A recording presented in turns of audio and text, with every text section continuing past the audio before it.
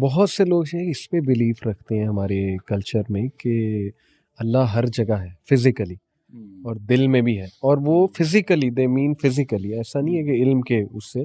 تو یہ بھی کلیئر میرے خیال آپ کر دیں کہ اللہ سبحانہ تعالیٰ فزیکلی تو کریشن سے ابو ہے, اور اپنے عرش پہ جس طرح اللہ کی شان جو ہے اس کے مطابق اللہ تعالیٰ مستوی ہیں. تو یہ تو بلکہ ایک حدیث سے بھی ثابت ہے نا کہ نبی صلی اللہ علیہ وسلم کے پاس ایک صحابی ہے, انہوں نے اپنی لونڈی کو شاید مارا تھا, تو نبی صلی اللہ علیہ وسلم نے کہا اسے آزاد کرو. تو یہ سوال خاص پوچھا تھا این اللہ کہاں ہے؟ تو اس نے کہا فی السما. تو انہوں نے کہا کہ اسے چھوڑ دو, یہ مومنہ ہے. تو یہ تو میرے خیال ایمان کے ساتھ تعلق ہے اس کانسیپٹ. بالکل, اور یہ قرآن نے کہا الرحمن علی العرش استوى. سبحان اللہ. رحمان عرش پہ مستوی ہے. اب مستوی کا معنی ہم نہیں کر سکتے. ٹھیک. مستوی کا معنی مستوی ہونا ہی ہے. صحیح. اس کی نہ تعویل کی جا سکتی. اللہ کی صفات میں سے ہے استوا, اور یہ قرآن میں 7 مرتبہ ہے. جی. اور کسی جگہ پہ بھی آپ تعویل نہیں کر سکتے. استوا کا معنی استوا ہے. اللہ اپنی شان کے مطابق وہاں مستوی ہے. لہذا اللہ کی صفات کے بارے میں نہ ہم ان میں کوئی تشبیہ قائم کر سکتے ہیں, نہ اس کو تعطیل کر سکتے ہیں, اس کو معطل کر سکتے ہیں, نہ اس کی کوئی تمثیل بیان کر سکتے ہیں, نہ اس کی کوئی کیفیت بیان کر سکتے ہیں. اور اس کے بغیر ہم نے اس پر ایمان رکھنا ہے. وہ جیسے امام احمد ابن حنبل علیہ الرحمہ کا غالباً قول ہے یا کسی اور امام کا کہ الاستواء معلوم, کہ استواء تو معلوم ہے. صحیح.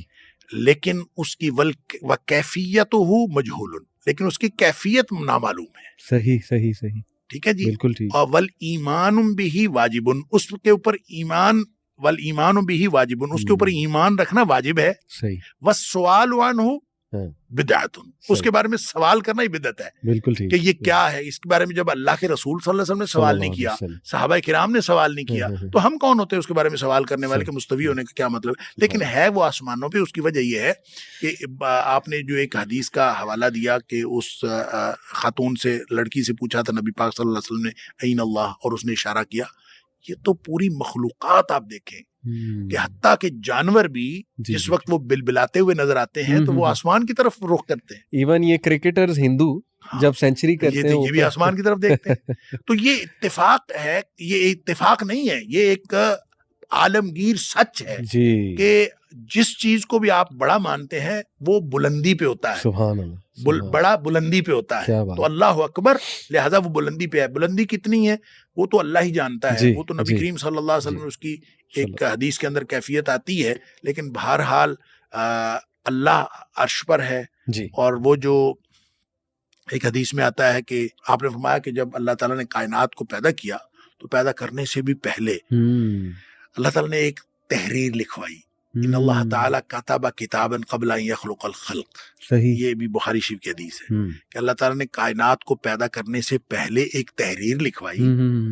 اس کے اوپر لکھوایا, ابھی کوئی پیدا نہیں کیا تھا, تو اس کے اوپر لکھوایا کہ ان غضبی ان رحمتی سبقت غضبی, میری رحمت جو ہے وہ میری غصے کے اوپر حاوی ہے. اچھا, پھر نبی پاک صلی اللہ علیہ وسلم فرماتے ہیں فَهُوَ مَكْتُوبٌ عِنْدَ اللَّهِ فَوْقَ الْعَرْشِ. اب وہ جو تحریر ہے اب بھی اللہ کے پاس عرش کے اوپر لکھی ہوئی ہے. سبحان اللہ. اللہ کے پاس عرش کے اوپر. صحیح.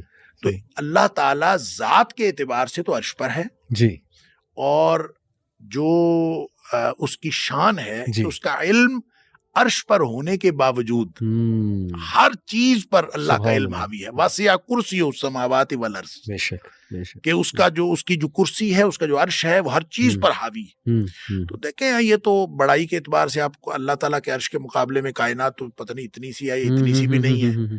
تو اس کو ہر جگہ موجود ہونے کی کیا ضرورت ہے؟ اتنی سی چیز آپ کے سامنے ہو, اس میں ہر جگہ موجود ہونے کا, تو پھر بھی یہ تو اللہ تعالیٰ کو محدود کرنے کی بات. صحیح بات. لہٰذا اس طرح کا کوئی تصور درست نہیں ہے. اللہ ذات کے اعتبار سے عرش پر ہے اپنی شان کے مطابق, اور علم کے اعتبار سے ہر جگہ ہے. بالکل ٹھیک. اور ظاہر ہے کہ اس طرح اگر جب ہم کہیں گے اللہ تعالیٰ ہر جگہ ہے, تو پھر بعض جگہیں تو بہت ہی قبیح ہیں جہاں عام انسان جانا پسند نہیں کرتا.